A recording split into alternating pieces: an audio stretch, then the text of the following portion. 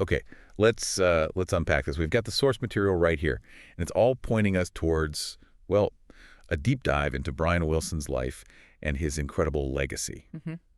Now, you might have seen some reports, things circulating recently. Yeah, there's been some noise online. Right. But this source, it's very clear. As of today, Friday, June 13th, 2025, those reports about his passing, they're inaccurate. Yeah, the source states Brian Wilson is alive.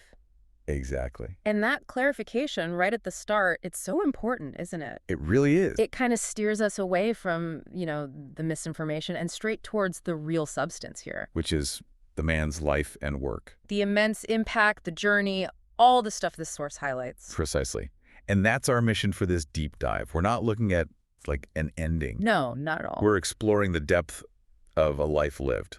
And the source emphasizes Brian Wilson, not just as, a co-founder of the Beach Boys. Although, obviously, that's huge. Oh, definitely. Yeah. But as their chief songwriter, their producer, the source consistently calls him a true musical genius. And it really gets into why, doesn't it? It's not just dropping names. Yeah. It points to specific things, like the album Pet Sounds. Yeah, landmark, really. Totally. And tracks like God Only Knows, Good Vibrations. Iconic. Absolutely iconic. And the source gives this insight, right, that these weren't just catchy songs, they were revolutionary. How so? Well, in terms of production, the complexity, stuff nobody was really doing in mainstream pop back then. Pushing boundaries. Yeah, the source really helps you grasp the sheer technical audacity of it all. But innovation is amazing.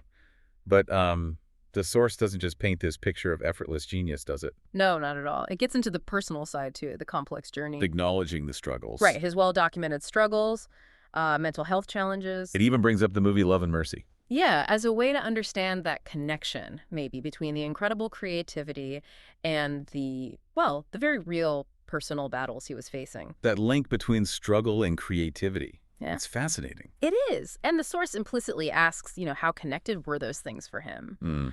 It also touches on the relationships, which were key, the dynamics within the Beach Boys. Mike Love, his brothers Dennis and Carl, Al Jardine. And family, too, right? Yeah. It mentions his daughters, Carney and Wendy. Wilson Phillips, yeah.